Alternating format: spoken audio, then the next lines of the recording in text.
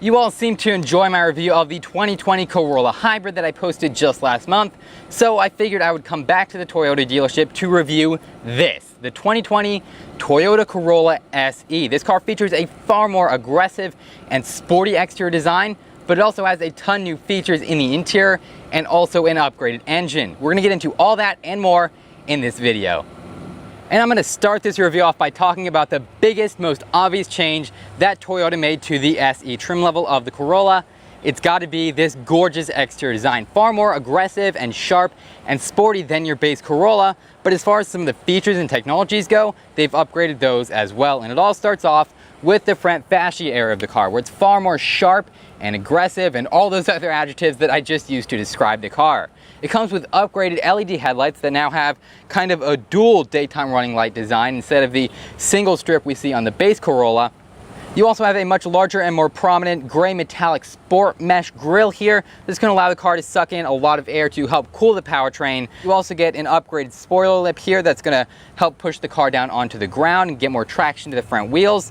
Now the side vents have been flared out as well to house those gorgeous LED accent lights, but unfortunately they are not functional. It's just a fake mesh with just plain plastic behind it. It doesn't pull in air to improve aerodynamics or cool anything on the car. So that is a little bit disappointing.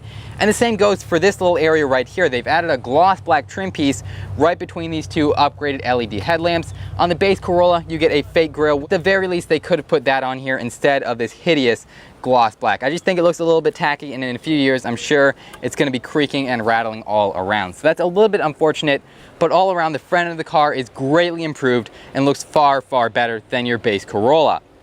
And the side of the car features a few upgrades as well, such as the now standard 18-inch alloy rims. Kind of continues that gray metallic design that we saw on the front of the grille, so it all is, matches everything on the exterior. They've also added some more gray metallic pieces here as far as this flared out side skirt here goes. Now, in a performance car, that might be there to improve downforce or drag or things like that. Here on a car like this, it's just to make the side of the car look a lot sportier and flared out more. And it does a great job of doing that, so not going to fault it too much there as far as functionality goes. And then the entire design is topped off in the rear of the car, where they've added a small spoiler lip in body color, as well as a more of a mesh design grille in back, instead of just a plain flat matte plastic we get with the regular Corolla. So that has improved a little bit, and you also get real exhaust tips in this car instead of just the hidden ones you get with the base Corolla. And it sounds somewhat decent as well. Take a listen.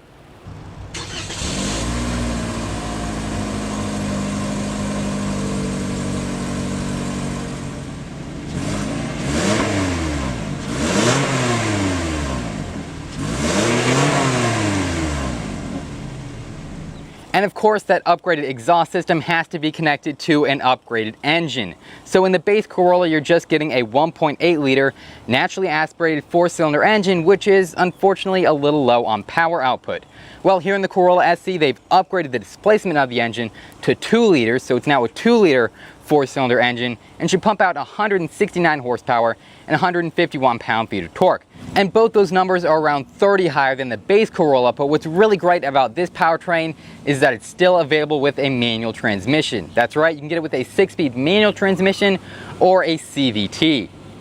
As you might expect, the interior of the SE has also been upgraded to reflect the aggressive and sporty changes on the exterior and under the hood. And that starts off with the materials. In the base Corolla that I reviewed, the materials were, I guess you could call them decent, but they really weren't the nicest for the segment. There were a lot of hard plastics, and the leathers really weren't that great. Well, here in the Corolla SE, you're paying more for a better car, and you're getting better materials. So the 3-spoke steering wheel is now wrapped with this nice soft leather. You also get a leather-wrapped gear selector, some leather here on the trim on the door panel, and also, of course, on this center console armrest.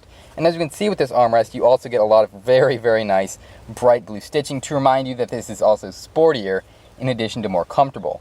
And speaking of sporty, they also upgraded these seats in this car to a much more aggressive design. The side bolsters come out much farther to hold you in when you're going around turns.